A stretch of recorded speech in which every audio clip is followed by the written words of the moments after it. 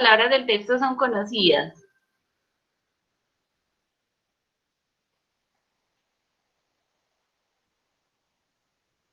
Hola.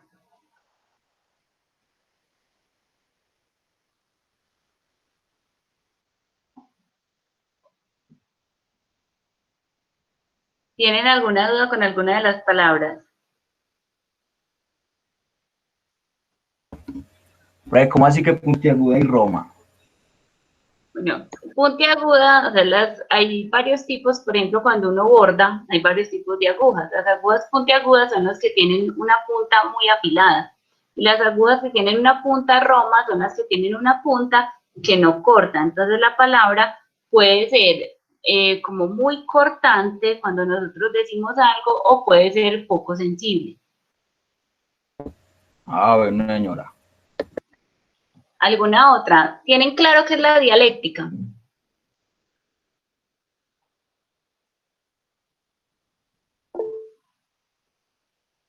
Por acá nos preguntan también qué es mezquindad. Mezquindad es maldad. Vamos a empezar entonces como a mirarlas. Entonces, la dialéctica tiene que ver con los razonamientos, o sea, tiene que ver con un conjunto de razonamientos mediante los cuales se establece un diálogo. Entonces, cuando hablamos de dialéctica, hablamos de la posibilidad de establecer un diálogo a partir del razonamiento, que es lo que nos permite la palabra. Cuando nos dicen que la palabra es dúctil, también tiene que ver con que la palabra es dócil. Cuando nos hablan de dúctil es que es dócil, es escurridiza porque se va.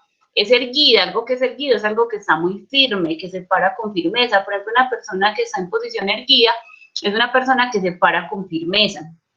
Pero también nos dicen que la palabra puede ser frágil. O sea, miren que nos están hablando, y ahorita vamos a ver lo que trata la figura literaria del oxímoron, nos están hablando como de cosas que pueden compararse, pero que también pueden ser contrarias.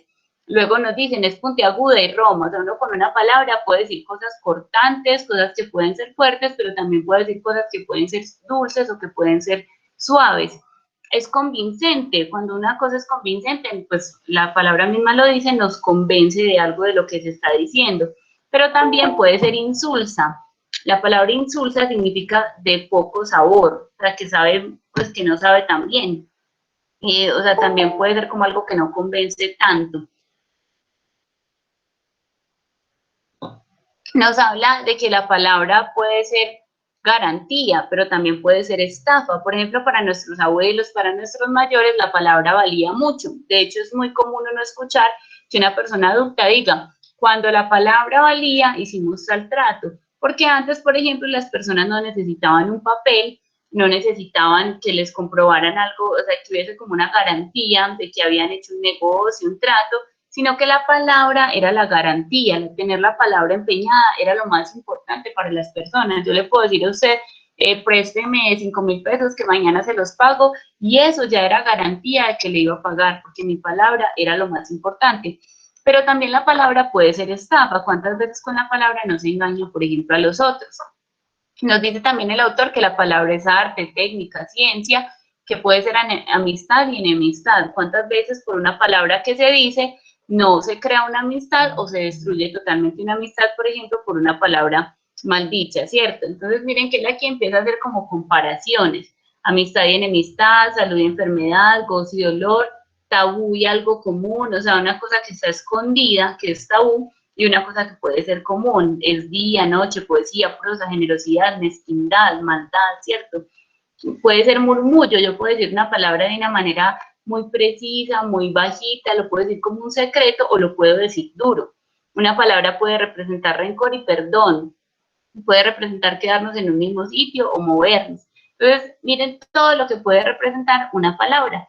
Finalmente, entonces, el autor nos dice que la palabra está en todo, para todo y con todos. La palabra es parte del ser humano. Desde que nosotros nacemos nos están hablando. Desde antes de nacer, incluso a muchas personas se les busca el nombre y es importante incluso que ese nombre se busque antes de que uno nazca, ¿cierto? Nombrar las cosas es algo fundamental para la vida de los seres humanos, porque nosotros todo el tiempo estamos nombrando y todo el tiempo estamos hablando.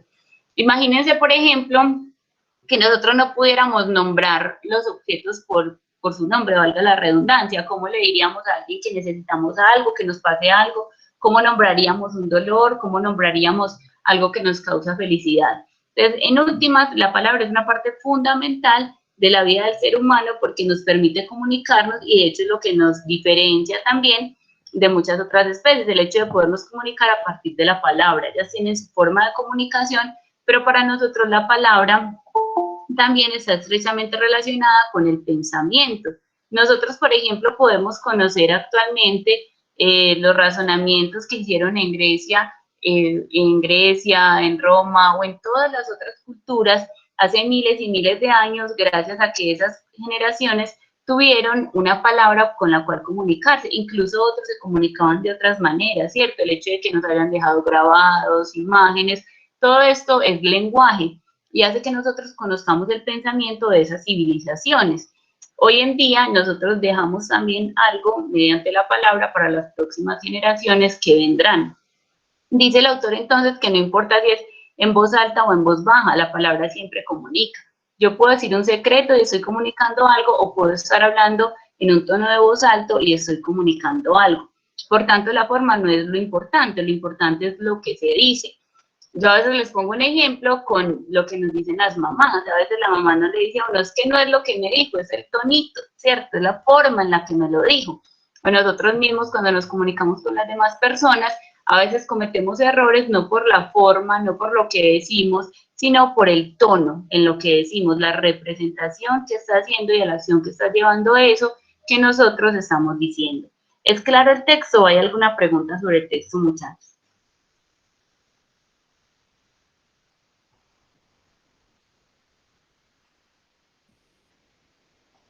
Al parecer no hay ninguna, están muy tímidos hoy. Entonces ahora vamos a mirar, de este texto solamente tenemos una pregunta y es la pregunta número 29. Dice, si se atiende al sentido profundo del texto anterior, se encuentra que hay una idea eje que lo caracteriza, es decir, una idea central. Vamos a tratar de descubrir cuál es la idea central de ese texto. Dicha idea está adecuadamente expresada por la siguiente afirmación. A. Las posibilidades humanas de expresar el mundo se dan gracias a que las cosas tienen su nombre, y sin poder nominar o nombrar las cosas que se encuentran en el mundo, no sería posible el lenguaje. B. Los seres humanos solo podemos pensar y dar a conocer el pensamiento a través de las palabras. Con ellas construimos el universo de toda representación, reflexión y acción. C. Sin las palabras, los seres humanos nos veríamos obligados a comprendernos sin necesidad de ellas, y solo a través del lenguaje gestual podríamos hacerlo. D. Para comprender el mundo se necesita de las palabras, que son la única mediación de un lenguaje inteligente y sensible. ¿Cuál creen ustedes que es o cuál podemos descartar? Yo tengo dos ya que se pueden descartar. ¿Ustedes cuáles creen? Empecemos. ¿Cuáles creen que se pueden descartar? Pueden escribir en el chat o pueden abrir el micrófono. Podríamos descartar la de primero. ¿Por qué?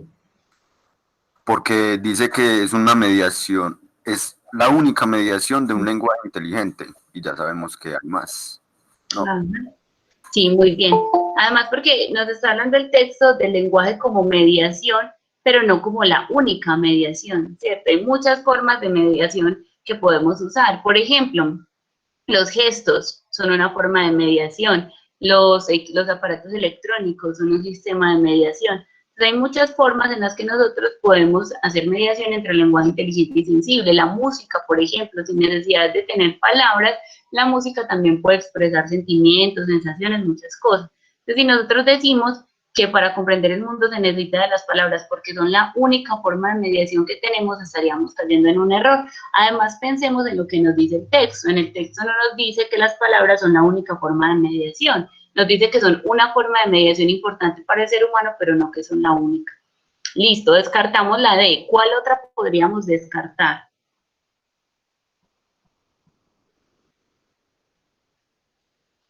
La B también, que dice algo similar. Los seres humanos solo podemos pensar y dar a conocer el pensamiento a través de las palabras. Con ellas construimos el universo de toda representación, reflexión y acción. Nosotros podemos entender el universo a través de las palabras, pero podemos darlo a conocer de diversas maneras, ¿cierto? Que es justamente lo que nos está diciendo el texto. Ahora, miremos la C. Sin las palabras, los seres humanos nos veríamos obligados a comprendernos sin necesidad de ellas a través del mensaje gestual, o podríamos hacerlo de otra manera. sí, es posible, pero pensemos en lo que me están preguntando y en lo que me están diciendo el texto, porque recuerden que nos vamos a encontrar respuestas que son verdad, pero que no me están respondiendo a lo que me están preguntando. Es verdad que si no existiera la palabra, los seres humanos habríamos encontrado otra forma de comunicarnos, como lo han hecho todas las especies, ¿cierto? Como lo hacen algunos animales por ecolocalización, como lo hacen otros mediante los olores, mediante la temperatura. Entonces habríamos encontrado otras formas de comprender el mundo, eso es cierto, pero en el texto nos están hablando de la palabra, no de esas otras formas de comprender el mundo. ¿Cuál creen entonces ustedes que podría ser de las respuestas que tenemos? Por acá, no había visto el chat, descartar la B, descartar la B, descartar la D. Bueno, ahora ya hablamos de las que vamos a descartar. ¿Cuál creen que es entonces la respuesta adecuada? Tenemos la B y la D ya descartadas. Entre la A y la C, ¿cuál podríamos pensar? Pueden escribirlo o pueden abrir el micrófono.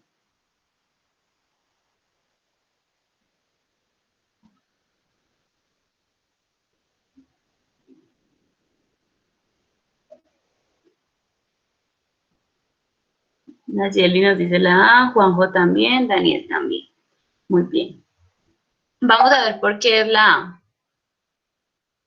Las posibilidades humanas de expresar el mundo se dan gracias a que las cosas tienen su nombre. O sea, nosotros podemos nombrar las cosas gracias a que las cosas tienen ese nombre y a que a ese nombre le damos un sentido. Si, por ejemplo, la palabra bicicleta para nosotros no significara lo que es una bicicleta, sino unos patines, no tendríamos ningún problema en decir, me voy a ir a montar en mis bicicletas. Y en realidad me estaría montando en mis patines, porque ese sería el nombre que le habíamos dado a ese objeto. Entonces nosotros tenemos la posibilidad de expresar el mundo y de nombrar las cosas a partir justamente de los nombres que nosotros les hemos dado. Por ejemplo, en 100 años de soledad hay un capítulo muy bonito en el que a ellos les llega la peste del insomnio y a raíz de la peste del insomnio se les empiezan a olvidar los nombres de las cosas. Entonces esa imposibilidad para nombrar las cosas llega incluso al punto de imposibilitarles relacionarse con otras personas. Para una persona, por ejemplo, que no puede hablar, existen otras formas de comunicarse como la lengua de señas, ¿cierto? Pero entonces siempre a partir de la palabra, aunque sea por medio de la lengua de señas. Nos dice también, sin poder nominar, o nombrar las cosas que se encuentran en el mundo, no sería posible el lenguaje. El lenguaje humano, ¿cierto? Que es del que estamos hablando, porque ya también vimos que hay otras formas de lenguaje que sí son posibles para las personas, para otras personas y para otras especies, ¿cierto? Entonces, sí, está bien, es la... Se me pasó ahorita explicarles algo acá con el texto y era la figura literaria del oxímoron. Esa figura literaria, nosotros ya hemos hablado un poco del símil, que es una figura literaria de comparación. Recuerden que cuando hablamos del símil es cuando usamos la palabra como, ¿cierto? Es tan grande como un auto. Entonces es una figura que a partir de la comparación nos permite imaginarnos algo o llegar a conocerlo. La figura del oxímoron es totalmente diferente a la figura del símil, es lo contrario. Y es lo que está haciendo aquí el autor, poner dos cosas en contraste que son, pues, dos cosas que son contrarias para hablar de un tema. Entonces miren que él dice que la palabra es erguida y frágil, está recta, pero también se puede quebrar con facilidad, es puntiaguda y roma, como dicen en Tinsus. Entonces todo el tiempo está comparando cosas que son contrarias para hablarnos de la palabra. Nos dice que es amistad y enemistad, salud y enfermedad. Entonces es la capacidad de comparar dos cosas totalmente contrarias para hablar de un solo objeto. La palabra, por ejemplo, aquí tiene esa posibilidad. Nosotros lo escuchamos, por ejemplo, en el lenguaje de la guerra cuando dicen hay una tensa calma. Si es tenso es porque hay una tensión allí, porque hay algo que está preocupando, pero entonces si es calmado, también nos están hablando de la tranquilidad.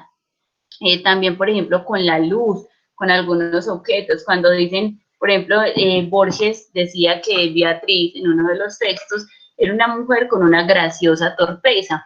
Se supone que si algo es grácil, pues que si es gracioso, que es agradable a la vista, no va a ser algo que es torpe, pero entonces él decía que esa mujer era una mujer de graciosa torpeza. O cuando decimos que allí se encontraba la vida muerta, entonces ya no hay vida, ya lo que hay es muerte, listo, para que lo tengamos en cuenta cuando de pronto nos aparezca alguna pregunta o algún texto sobre el oxímoron, Entonces es todo lo contrario al símil y es una figura que nos compara dos cosas totalmente contrarias para hablar de un solo objeto. Vamos a continuar entonces con el siguiente texto, es un texto poético de Jorge Luis Borges, pero antes de leer ese texto yo quiero hablarles un poquito de Borges, aunque ya lo habíamos tomado un poco con un texto que trabajamos sobre los Nielsen. Vamos a hablar un poquito más, pues como a recordar quién es Borges, ¿cierto? Borges es un escritor argentino. Nació en Argentina en 1899 y él murió en Ginebra, Suiza, en 1986. A pesar de ser argentino, vivió gran parte de su vida en Europa por dos circunstancias. La primera fue que su papá pues era diplomático, entonces tenía que viajar mucho. Y la segunda de esas circunstancias fue que él estuvo exiliado a causa de la guerra. Entonces, en un momento dado, se tuvo que ir de su país por su postura política, o más bien por no asumir una postura política, porque había en el momento histórico muchos dictadores y Borges decide, pues en todo el continente se empezaron a surgir los dictadores y Borges decide como hacerse a un lado, no se hace ni a favor ni en contra de la dictadura, y el hecho de no asumir una postura política le costó bastante, le costó el exilio, le costó el que nunca le dieran un Nobel, le costó pues muchas cosas. El estar en Europa le brindó la posibilidad de aprender otros idiomas y ser traductor de otros autores y encontrar allí también como su eje dentro de la literatura, que fueron los cuentos. A pesar de que Borges escribe poesía y hay poemas bastante destacados de él, de hecho ahorita vamos a leer dos de estos, uno que tenemos en el texto y otro que es para compararlo, pero Borges se centra principalmente en los cuentos, es principalmente un cuentista que se reconoce dentro de una cultura que se llamó el postestructuralismo. Aquí me traigo una letra. El postestructuralismo es una corriente literaria que, como el nombre lo indica, es posterior al estructuralismo. En el estructuralismo todas las ideas estaban muy organizadas de una misma manera. Entonces habían como unas fórmulas para escribir. Los escritores sabían que el cuento iniciaba de una manera, continuaba de otra y terminaba de otra, que de hecho todavía nos lo presentan mucho. Sin embargo, Borges trató de jugar con la fantasía y es uno de los antecesores del boom latinoamericano, aunque no es un representante como tal del boom. Recordemos que en el boom latinoamericano surgen los escritores más importantes de nuestro continente: Gabriel García Márquez, Mario Vargas Llosa, Alejo Carpentier, se me van los otros en este momento.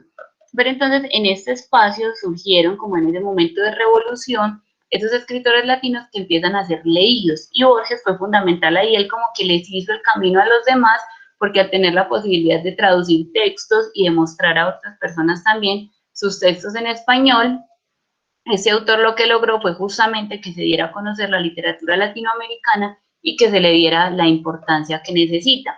Borges empieza a jugar con la fantasía y con lo abstracto, después de venir de una corriente que había sido totalmente realista, un momento histórico en el que se contaban las cosas tal y cual eran.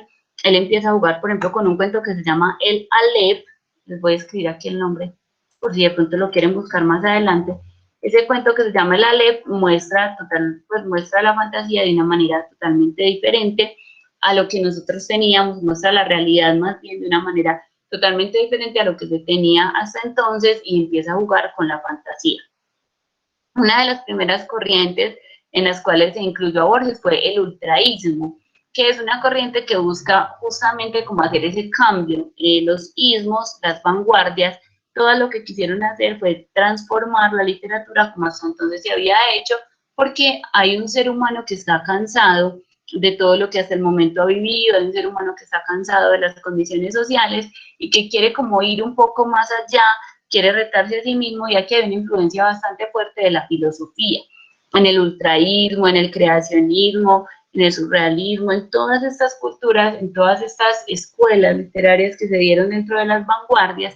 Es fundamental el aporte de la filosofía, porque entonces ya la literatura se empieza a preguntar también por el ser humano, y no es simplemente escribir y escribir porque sí, sino también cuestionarse por ese ser humano que hay allí en el mundo y que tiene pues como la necesidad de expresarse.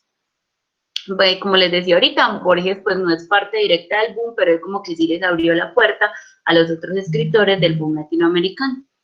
Vamos a leer entonces un poema que lo tenemos también en la página 24 del libro y luego vamos a leer otro poema para compararlos un poco. ¿Por qué? Porque para Borges es fundamental hablar de los espejos, o sea, es un tema recurrente dentro de su literatura. De hecho, hay una parte en la que él dice que somos como un espejo que se va transformando con el tiempo y que uno se da cuenta que se va transformando justamente cuando se mira al espejo. No en vano, Gabriel García Márquez nos hablaba del espejo roto de la memoria. Él decía a Gabo que la memoria es como un vidriecito que se quiebra y que cuando uno trata de recordar algo, lo que hace es tratar de unir o de empatar ese vidrio y puede tener una imagen de eso que en algún momento vivió, pero que no es lo mismo tener esa imagen que haberlo vivido en el momento, por más fiel que sea esa imagen a lo que se vivió. Este se llama Al espejo y dice: ¿por qué persistes, incesante espejo? ¿Por qué duplicas, misterioso hermano, el menor movimiento de mi mano? ¿Por qué en la sombra el súbito reflejo? Eres el otro yo del que habla el griego y acechas desde siempre, en la tesura del agua incierta o del cristal que dura. Me buscas y es inútil estar ciego. El hecho de no verte y de saberte te agrega horror, cosa de magia que osas multiplicar la cifra de las cosas, que somos y que abarcan nuestra suerte. Cuando esté muerto, copiarás a otro, y luego a otro, a otro, a otro, a otro. Bueno, ¿de qué nos está hablando el texto?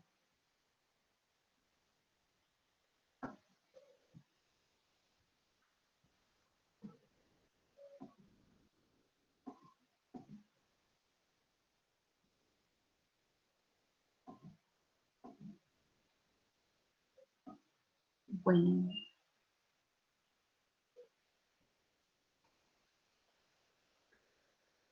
¿alguien nos quiere decir de qué nos está hablando el texto del espejo?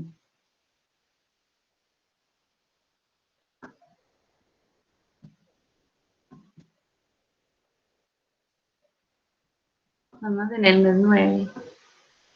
1, 2, 3, 4, 5, 6, 7, 9. Juan José Balbi, estamos en el mes 9 y estás de 9 en la lista. Juanjo, ¿de qué nos habla el poema?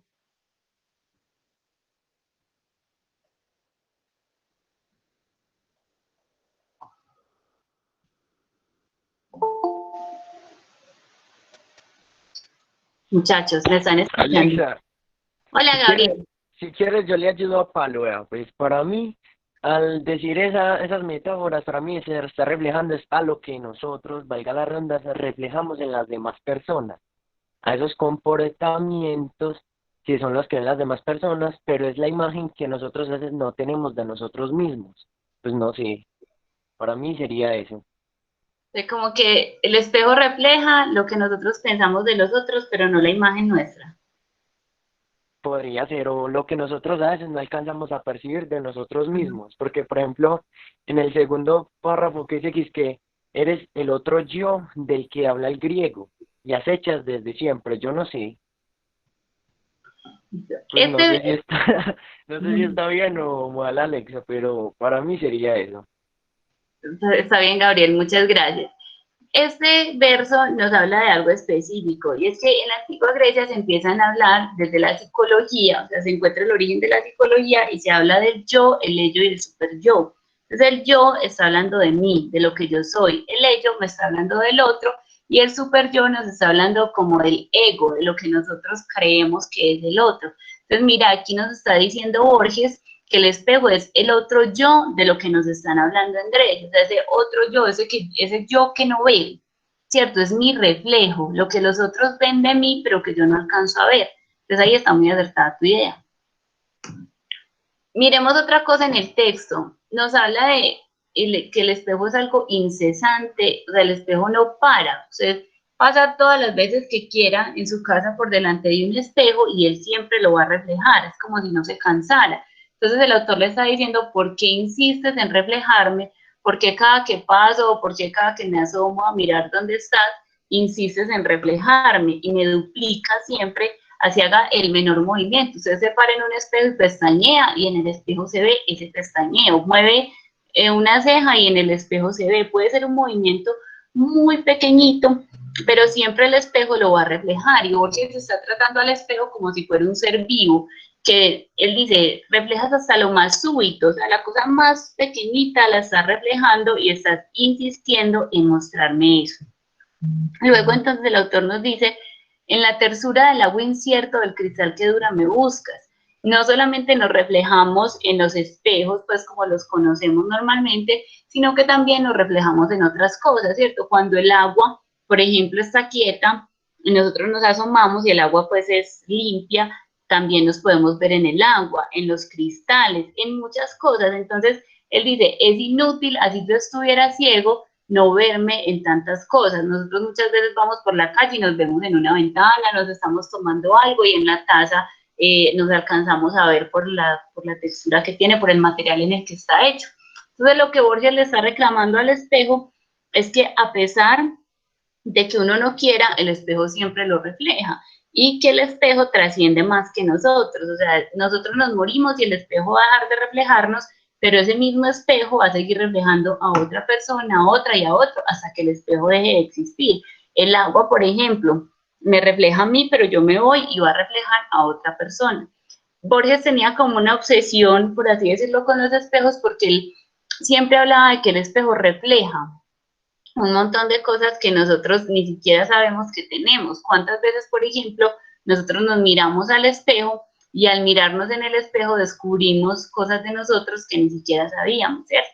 Y aquí entonces les tenía otro poema que también, el anterior se llama Al espejo y eso se llama El espejo.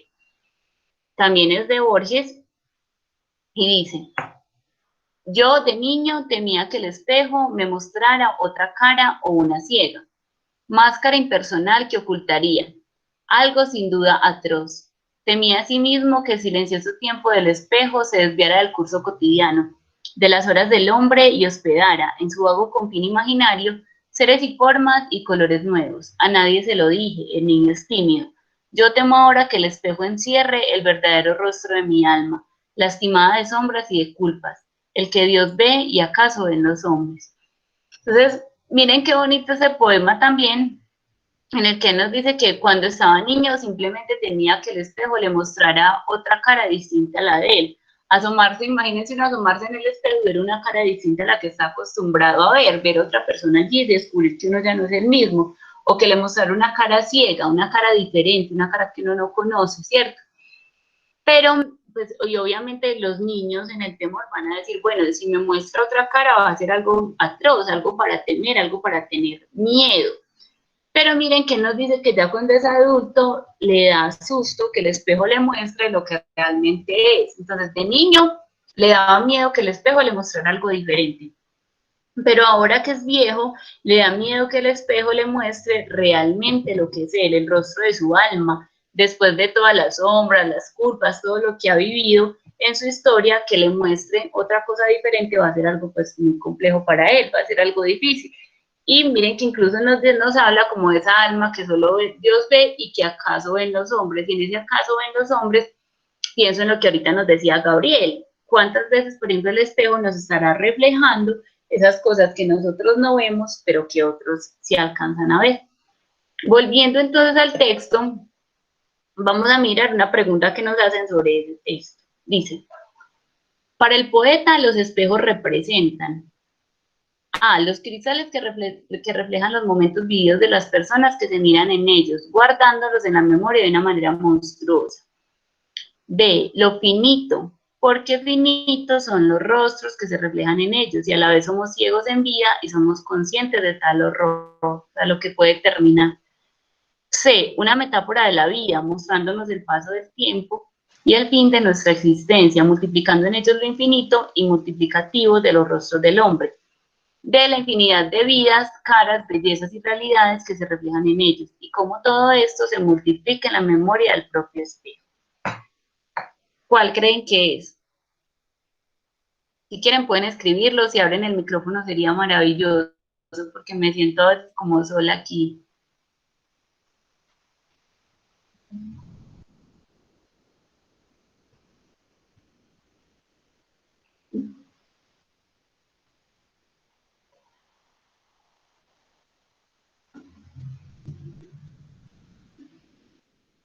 Vamos a empezar a mirarlas un poco. Tengamos en cuenta que es una pregunta inferencial, ¿cierto? Entonces, para comprender esa pregunta inferencial, primero tendríamos que pensar en que es algo que podemos interpretar del texto, pero que no está tal cual ahí.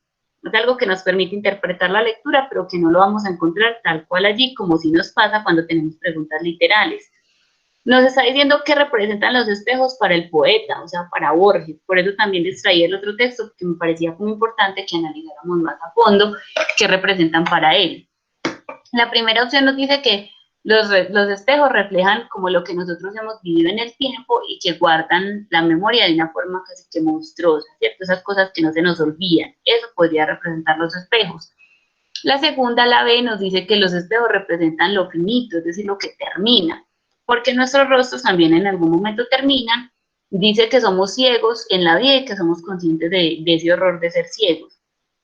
En la C, nos dicen que los espejos son una metáfora de la vida, porque nos muestran cómo ha pasado el tiempo, nuestra existencia, y que ellos van multiplicando de manera infinita los rostros de los hombres que pasan por esos espejos, o sea que de manera infinita están reflejando al hombre.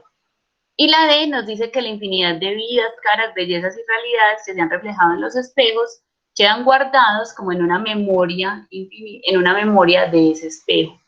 Teniendo ya esa explicación, ¿cuál podemos decir entonces qué es o cuál decimos yo descartaría esta por tal cosa? Nayeli nos dice que es la C, Santiago Gutiérrez también. David nos dice que es la A. Acuérdense que es inferencial y no crítica.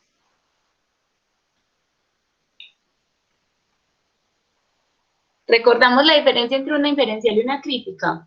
La inferencial es la que nos permite, con información que hay en el texto, construir la respuesta.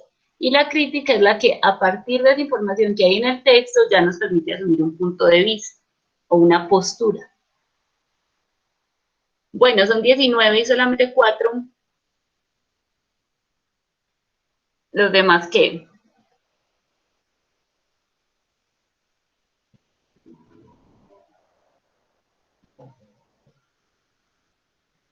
Bueno, ya eso se repartió mucho. Listo. ¿Alguno de los que puso la C, Nayeli, Santiago, Mateo o Andrés Felipe, que nos digan por qué piensan que es así?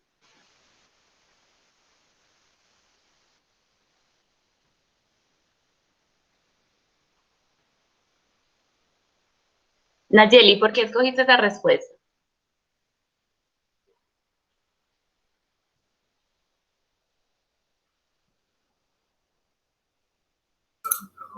Pues porque yo creo que tiene relación, ¿no?, con el poema. Según lo que dijimos. Porque con el paso del tiempo uno no va a ser el mismo. Usted siempre se va a mirar al espejo y siempre va a notar que hay cambios. Ajá. Sí, profe. Listo. Muy bien, Nayeli y Santiago.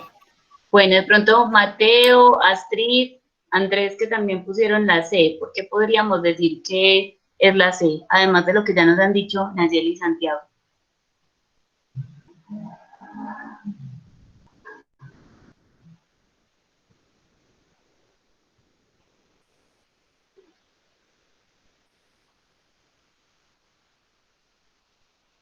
Mateo, Astrid, Andrés, alguno que nos cuente por qué podríamos decir, o si están de acuerdo con lo que nos dicen Nayeli y Santiago, que es porque nosotros nos vamos transformando en el tiempo y el espejo refleja justamente eso.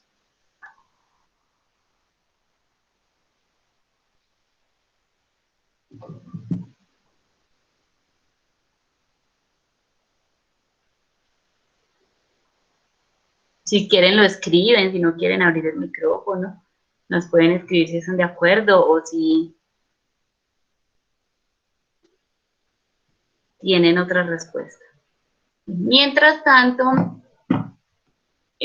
David, nos vas a decir por qué la A. Profe, pues yo creo que yo lo tomé un punto más crítico, ya que usted dijo lo que era crítico inferencial. Pero yo considero que la A es porque, no sé si él retrata lo que ve en el espejo como algo horrorífico. Entonces yo creo que serían como, ¿qué? Como las memorias que uno guarda sobre ese mismo horror que uno refleja en el espejo. Ujú. Pero ahí ya te diste la respuesta. Por eso yo de una, cuando vi que empezaron a ponerla, les dije, acuérdense cuándo es inferencial y cuándo es crítico, ¿cierto? Porque aquí entonces lo que nos está presentando, pues como la opción de respuesta a la primera, eso sí es verdad, pero me está preguntando es lo que representa para el poeta, no para mí, ¿cierto? Entonces para mí puede representar esos momentos vividos, esas personas, lo que de alguna manera yo guardo con monstruosidad, porque él también nos lo decía, eh, creo que es en el otro, en el del niño, sí, en el otro poema, en este, cuando él nos habla del niño y cómo asusta, ¿cierto? Esa posibilidad de lo que va a mostrar el espejo. Pero entonces aquí tenemos que tener en cuenta es que me están preguntando por lo que dice en el poema de Al espejo, y nos está haciendo el autor pues como esa metáfora, nos está mostrando cómo la vida se va transformando con el paso del tiempo. ¿Por qué podríamos decir que no es la B? Porque nos dice, lo finito, el espejo nos muestra solamente las cosas que terminan y de alguna manera somos ciegos dentro de esta vida, pero somos conscientes de ese horror, de esa ceguera que tenemos. Para Borges la ceguera es algo muy importante porque él termina sus últimos años siendo ciego y él pues también en su juventud había sido bibliotecario, tenía una relación muy cercana con los libros, entonces esa ceguera fue bastante compleja para él. Pero en este caso no podemos hablar de que somos ciegos en la vida, sino que antes el espejo nos muestra como otras realidades de la vida o nos muestra incluso esa realidad de la vida. ¿Y por qué podríamos decir que no es la T? Porque si bien el espejo puede mostrar infinidad de vidas, caras, bellezas, o sea, puede mostrar muchas cosas, esas cosas no se guardan, por así decirlo. Mire que al final nos dice se multiplica la memoria del propio espejo. Quienes guardamos cosas en la memoria somos los seres humanos. El espejo no va a tener la capacidad de guardar una cosa, de una imagen hoy en el espejo, se ve, y mañana no puede ir a ese espejo y decirle, por favor, muéstrame cómo quedé con el vestido que tenía ayer. ¿Cierto? Para eso nos tomamos una foto, nos tenemos que volver a poner el vestido, vernos a mirar en el espejo, porque el espejo no tiene memoria. Por tanto, si están acertados quienes dijeron que era la C. Él está haciendo con el espejo una metáfora, o sea, una representación, está haciendo como una especie de comparación con lo que es la vida, está mostrando lo que es la vida. Nos dice también en el chat Astrid que piensa que es la C porque el autor dice que el espejo refleja los rostros de los hombres que van pasando por esto. Y allí hay una palabra importante y es el reflejar. O sea, el espejo refleja, pero no guarda. Alexa, Hola. igual mira que en la C dice mostrando el paso del tiempo y en el poema dice ¿por qué persistes? O sea, eso nos da como a conocer que ya se había venido viendo desde hace rato, pues como desde niño, hasta llegar a una edad de vejez, la cual al final dice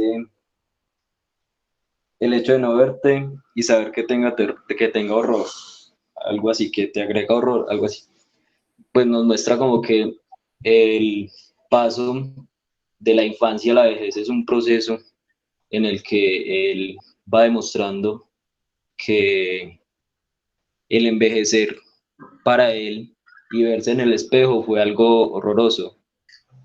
Y pues eso como que lo expresa la C. Muy bien, muchas gracias, Andrés. Sí, y tenemos que tener algo que les decía también allí, es que el espejo va mostrando y va multiplicando las cosas, pero no las puede guardar como si tuviera memoria, ¿cierto? Y lo que nos dice Andrés también es muy cierto, nos muestra cómo va pasando el tiempo, uno se mira en un espejo y puede descubrirse, no sé, una arruguita o una cana, o se descubre que creció. El espejo justamente es el que nos permite, porque si no tendríamos solamente pues como la opción de que otras personas nos lo digan, pero el espejo es lo que nos permite también a nosotros darnos cuenta cómo vamos creciendo y cómo vamos envejeciendo. Entonces también por eso podríamos decir que hace referencia a la vida, porque a medida que nosotros crecemos en el espejo, también crecemos en la vida, o sea, a medida que nosotros vamos avanzando en edad, por así decirlo, dentro del espejo lo vamos haciendo también dentro de la vida misma. ¿Listo? Y bueno, nos rindió mucho el tiempo hoy, entonces íbamos a alcanzar a ver la tercera parte. Esto está muy chiquito. Vamos a ponerlo así. Bueno, vamos a hablar un poco acerca de los textos continuos y los textos discontinuos. Ya en la primera parte hablamos de textos filosóficos, luego abordamos textos poéticos, que fue la unidad que terminamos hoy, y ahorita vamos a hablar más específicamente de los textos discontinuos dentro de esta unidad. Quienes tienen el libro allí, esta gráfica está en la página 27. ¿Qué nos permiten los textos discontinuos? Nos permiten comprender la información a partir de imágenes que representan esa información. Entonces, por ejemplo, cuando nosotros hacemos un mapa conceptual, estamos representando la información por medio de una imagen. En la caricatura, la próxima clase vamos a hablar acerca del mito de la caverna, y por ahí derecho pues les hago la puñita para que por favor busquen información. Si no lo han visto en filosofía, es probable que lo hayan visto en filosofía, o que si están leyendo algún libro de filosofía hayan leído sobre este mito de la caverna de Platón. Pero para la próxima vamos a repasar un poquito para poder entender esta caricatura que nos presentan acá. En los textos discontinuos, entonces, nos presentan la información dando validez tanto a la imagen como al texto que se escribe dentro de esa imagen. Y hay una relación en la que incluso es más importante la imagen que el texto. Es lo mismo que como el 70-30 de lo que se dice y cómo se dice. A una persona le importa un 30% lo que yo digo y un 70% el cómo lo digo. Eso es lo que hace el énfasis. En los textos discontinuos también pasa lo mismo. Es un 70% lo que yo, cómo está representado el texto, y un 30% lo que en realidad dice el texto. Entonces aquí nos van a presentar algunos ejemplos, vamos a ver gráficas, caricaturas, gráficas de barras, formularios, esquemas, mapas mentales, y vamos a mirar cómo dentro de esos esquemas, dentro de esos textos discontinuos, se presenta la información para que uno como lector vuelva a guiarme, por así decirlo, el texto. Aquí nos presentan los valores éticos que son imprescindibles, o sea, que son fundamentales para una empresa. Y nos hablan de que, según una fundación, la Fundación ESNOR, las empresas deben tener 10 valores fundamentales. Nos dicen que el primero de esos valores es la integridad, que es la relación o la coherencia entre lo que se dice y lo que se hace. La confianza, que es la credibilidad y reputación de la empresa, lo que le brinda a la empresa más bien credibilidad y reputación.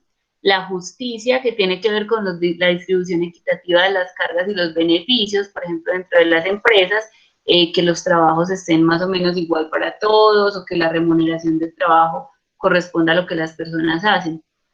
El diálogo como una participación y un consenso. La transparencia es la veracidad y comunicación interna y externa de las empresas. La dignidad, que es el respeto por los derechos humanos, el fomento de los derechos humanos, que también, por ejemplo, en este momento se le exige mucho a las empresas desde la publicidad, desde el material que hacen. La legalidad, que es el cumplimiento con las disposiciones legales, tener los registros, hacer los pagos a que haya lugar, ¿cierto? El compromiso cívico, o sea, la responsabilidad social que tienen las empresas. Por eso, por ejemplo, nosotros vemos que muchas empresas patrocinan, no sé, que el equipo de fútbol del colegio, o patrocinan alguna cosa relacionada con el arte, con la formación, porque tienen que asumir esa corresponsabilidad social. En especial, por ejemplo, cuando son cooperativas. La ecología, hoy en día se les exige mucho a las empresas el respeto por el medio ambiente, aunque nosotros vemos pues que eso se organiza de muchas maneras, pero se supone que a muchas empresas se les exige el respeto por el medio ambiente. Sin embargo, pues uno dice, ¿cómo le van a exigir a una empresa minera el respeto por el medio ambiente? Ahí tendríamos un oxímoron, cuando dicen que hay una, por ejemplo, una minería que es con propósito, o que le ayuda a mejorar el medio ambiente. Y por último, la responsabilidad, que es la capacidad de dar respuesta ante las expectativas y las demandas. Hay empresas, por ejemplo, que usted pide algo o hace un contrato, un convenio con ellos, e inmediatamente responden, y responden muy bien. Pero hay empresas que se sobredimensionan y que no tienen la capacidad de responder de la manera que deberían, ¿cierto? Con base en esto, entonces, vamos a responder esas tres preguntas. Vamos a responder primero la 1, luego la 3 y luego la 2, para que vamos como en orden.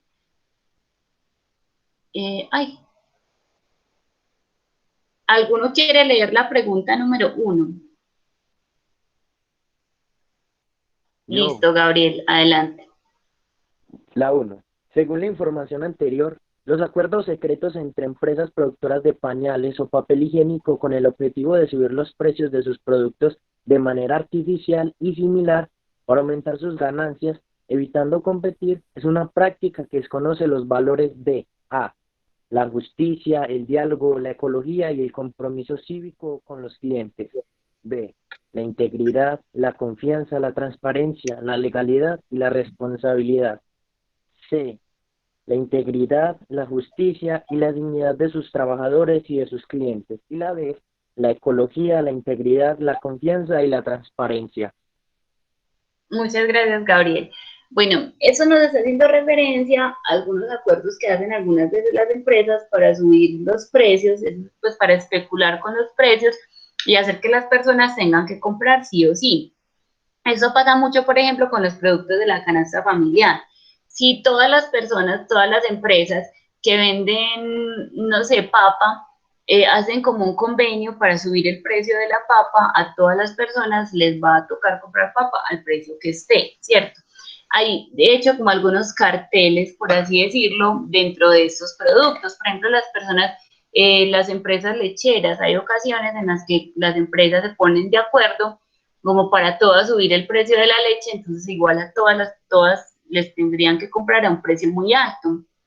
Aquí nos ponen un ejemplo con una empresa productora de pañales o de papel higiénico, son productos que sí o sí las familias necesitan. Entonces, si entre todas las empresas productoras de papel higiénico se ponen como en ese trabajo de subir los precios especulando, o sea, de manera artificial, o sea, sin que en realidad esos precios tengan que ser así, de todas maneras las personas van a tener que comprar sí o sí porque es una cosa que necesitan, ¿cierto? Entonces, sea como sea, las personas, así no quieran, van a tener que comprar el papel higiénico costoso porque las empresas así lo han decidido y no hay una sola que diga, no, yo lo sigo vendiendo al precio que es, que incluso le podría generar mayores ganancias porque le generaría mayores clientes. Pero cuando se especula con los precios, entonces se llega a violentar algunos de esos valores que son imprescindibles para las empresas según la Fundación ENNOR. Entonces vamos a mirar las opciones que nos dan. La primera, las empresas, perdón, estarían incurriendo en la violación de la justicia, el diálogo y la ecología y el compromiso cívico. El segundo, la integridad, confianza, transparencia, legalidad y responsabilidad. El tercero, la integridad, justicia, dignidad de los trabajadores y de los clientes. Y el último, la ecología, integridad, confianza y transparencia. ¿Cuáles creen que puede ser? Yo diría que la D. La ecología, la integridad, confianza y transparencia. Sí. ¿Y en qué afecta a la ecología el hecho de que ellos suban los precios? Porque, por ejemplo, la ecología vendría siendo pues el respeto y el mejoramiento del medio ambiente, y aquí al decir que los acuerdos secretos entre las empresas productoras de pañales, puede ser de que al decir que sea algo secreto, puede ser que no estén utilizando los correctos materiales, o uno nunca sabe que altere la integridad de la persona. Entonces yo lo veo más bien por ese lado. Pero te estás yendo a la parte crítica, porque estamos pensando en lo que podría ser. Y la pregunta literal tiene que ser con la información tal cual que tenemos allí. O sea, la información que hay dentro del cuadro. No podemos pensar tal vez, podría ser, no. Según la información que hay en el cuadro, y según eso, pues obviamente el hecho de producir pañales, por ejemplo, es algo que ya de por sí atenta contra la ecología. Pero nos están preguntando es, según el cuadro, cuando las empresas suben, imaginémonos, por ejemplo, que no es una empresa de pañales, una empresa que produce arroz. Todas las empresas que producen arroz deciden subir los precios. Entonces, aquí no estaríamos, o sea, podemos descartar la D porque no se le está haciendo aparentemente ningún daño a la ecología. David nos escribió que era la B. ¿Por qué, David? Profe, pues en el mismo texto lo dice, o sea, si están incurriendo con los precios, no están dando transparencia, no están dando integridad, no están dando diálogo, pues sí, está como muy literal, en mi parecer, no sé qué tan buena esté. Yo también estoy de acuerdo con David. ¿Quién me habló? Perdón. Yo, Mateo, mira. Mateo, contanos por qué. Profe, pues porque como dice David, todo está muy literal. Listo. Miren que ahorita habíamos descartado la D, ¿cierto? Y la descartamos por la ecología. Entonces, en la A también tenemos la ecología. De una vez descartamos entonces la D y la A. ¿Por qué no es la C? Porque nos hablan de incurrir en injusticias contra la dignidad de los trabajadores y de los clientes.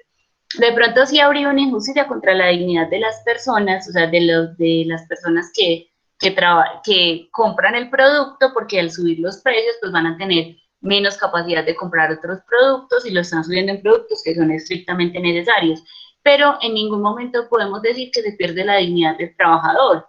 Incluso hay empresas que asumiendo un alto costo para los clientes le mejoran la calidad de vida a los trabajadores porque lo que le interesa es el trabajador y no el cliente. Entonces, ahí también podemos descartar esa porque no hay como una alerta directa frente a los trabajadores. Y por tanto, tienen la razón, es la B, porque se está fallando contra la integridad. Claro, no hay una coherencia entre lo que ellos están haciendo y los precios que están poniendo. Las personas no van a tener confianza frente a esa empresa que además es poco transparente y poco legal y poco responsable con las personas porque lo que está haciendo es inflar los precios de los productos para obtener una ganancia para ellos y ya, sin importarles las personas. Vamos ahora entonces a la pregunta 3, la pregunta inferencial. ¿Quién la quiere leer?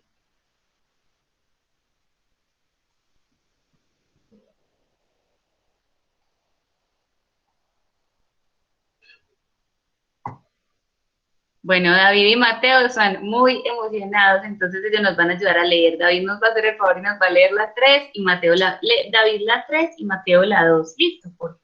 David. Ya, profe, aún me puede hacer todo un chiste, me la va a montar, pues. No, antes porque sé que tienen micrófono y que no les da pena hablar. Bueno, David, la la 3 o qué. sí. Dicen, los valores éticos empresariales pueden ser útiles para los usuarios o consumidores porque A. Respetarlos eliminaría los productos defectuosos en el mercado. B. Evitan que las empresas suban los precios de los productos. C. Promueven beneficios y buen trato de los trabajadores.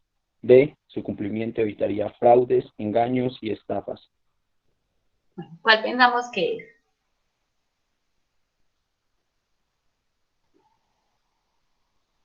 Les voy a eliminar una, la A.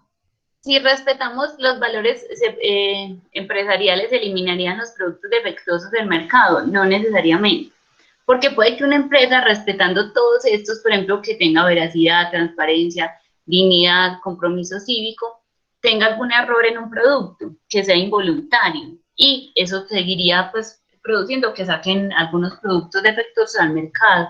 Obviamente respetarlos haría que se mejore la calidad del producto, pero no nos eliminaría por completo los productos defectuosos del mercado. Entonces, entre la B, la C y la D, ¿cuál pensamos que puede ser?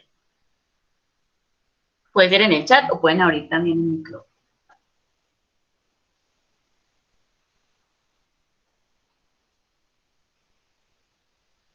Yo creo que sería la D. ¿Por qué Mateo Pérez? Me muestras las preguntas, porfa. Sí.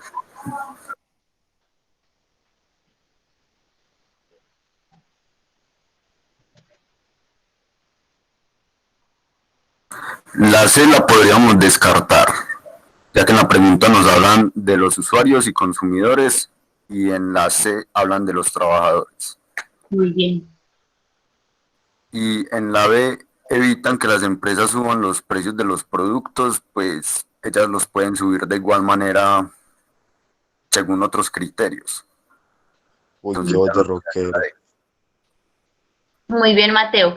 Y tenemos que tener en cuenta algo y es que las empresas pueden subir los precios de los productos y seguir cumpliendo algunos de los valores empresariales. Entonces ellos faltarían al subir los precios de los productos a algunos, pero no faltarían a todos. Por ejemplo, puede que una empresa, siendo una empresa bastante ecológica, bastante amigable con el medio ambiente, suba los precios de los productos de manera indiscriminada. Entonces allí está bien, es la D. El cumplimiento evita fraudes y engaños o también estafas a las otras personas.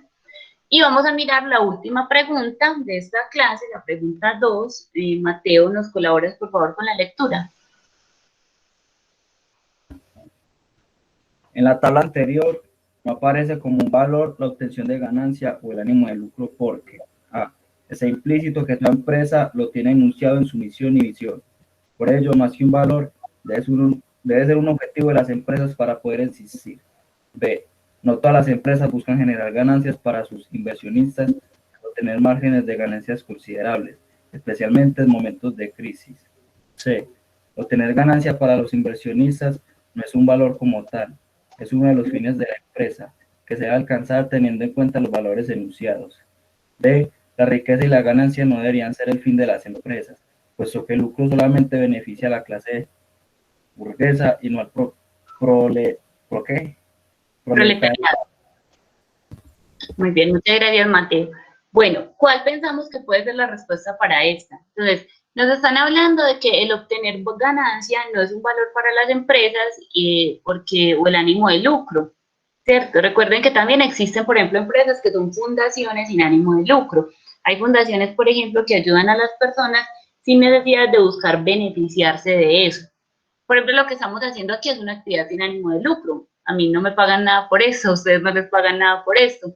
Como ninguno de nosotros recibe algún salario por esto, todos estamos aquí de manera voluntaria. Hay fundaciones y empresas que funcionan de esa manera, ¿cierto? Entonces nos dicen las respuestas. La A, está implícito que en todas las empresas tiene enunciado dentro de su visión y misión como uno de sus objetivos el ganar dinero. Podríamos traducir así esa respuesta. La B, no todas las empresas quieren quieren obtener ganancias, obtener pues como algún tipo de beneficio, especialmente cuando hay momentos de crisis, pues no todas las empresas quieren obtener ganancias. La C, para los inversionistas no es importante obtener ganancias, sino que es un fin necesario de las empresas. Y la D, la riqueza y la ganancia no son el fin de las empresas, puesto que solamente benefician a la clase burguesa y no al proletariado. Entonces, a las empresas no les debería importar ganar o perder dinero, porque ese ganar o perder dinero solamente beneficia a los dueños de las empresas, a quienes tienen dinero y no a los trabajadores. ¿Cuál podríamos decir que es? Hay una que es muy descartable. David, ¿esa es de la anterior o de esta? De una D en el chat, pero no sé si era de la anterior o de esta. En esta 2, ¿cuál pensamos que debe ser? ¿Por qué no aparece la obtención de ganancia como uno de los fines de las empresas? ¿Será porque todas generan valor?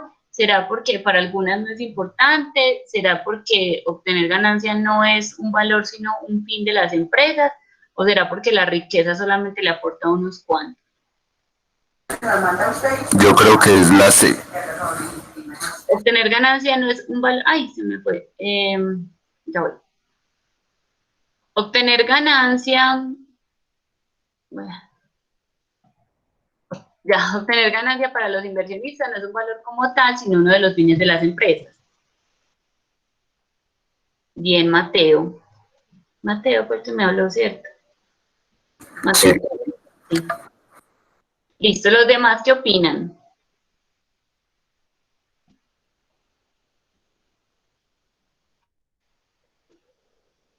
O sea, por ejemplo, la A podríamos descartarla por lo que les decía ahorita. No todas las empresas tienen como fin ganar dinero, ¿cierto? O sea, no todas las empresas tienen como fin, dentro de su misión y su visión, obtener una ganancia específica. Algunas incluso son empresas sin ánimo de lucro, por lo cual también podemos descartar la B.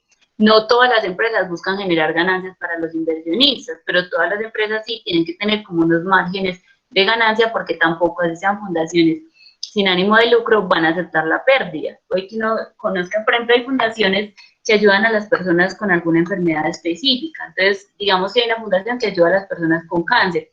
Esa empresa, no busca obtener ganancia, pero tampoco va a funcionar si lo que obtiene son pérdidas. Entonces, cuando hay esos momentos de crisis, también tienen que tener como uno de los fines, al menos que la empresa sea sostenible, ¿cierto? Nos quedan entonces la C y la D. Pero miremos que en la D nos están hablando de asuntos de los cuales no nos habla por ninguna parte el texto. En este caso el texto sería el gráfico que tenemos. En ninguna parte nos hablan del beneficio para la clase burguesa y para el proletariado. Nos hablan simplemente de los valores de las empresas. Por tanto, podemos entender que es la C. Obtener la ganancia para los inversionistas no es un valor de la empresa, sino que tiene que ser uno de los fines de la empresa. Si la empresa, dentro del cumplimiento de sus valores, obtiene una ganancia, pues eso sería maravilloso porque es lo que justamente buscan las empresas. ¿Listo? Chicos, ¿alguna duda? ¿Alguna duda, alguna opinión de lo que hemos hablado hoy? Voy a dejar de compartir mi pantalla. Nayeli nos dice que no.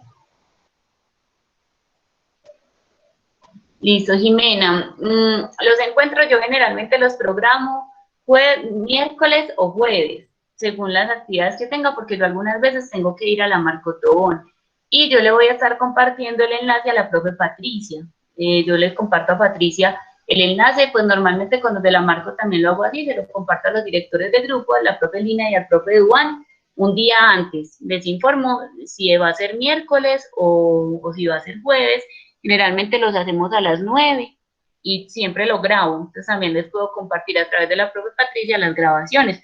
O si quieren, alguno de ustedes me escribe ahorita, les voy a pasar mi WhatsApp, me escriben y me preguntan, por ejemplo, cuándo va a ser y cuándo vaya a ser, yo les aviso. Pero generalmente lo hago más fácil por los directores para que no se me olvide. Ahí voy a parar la grabación. Freddy, ¿por qué no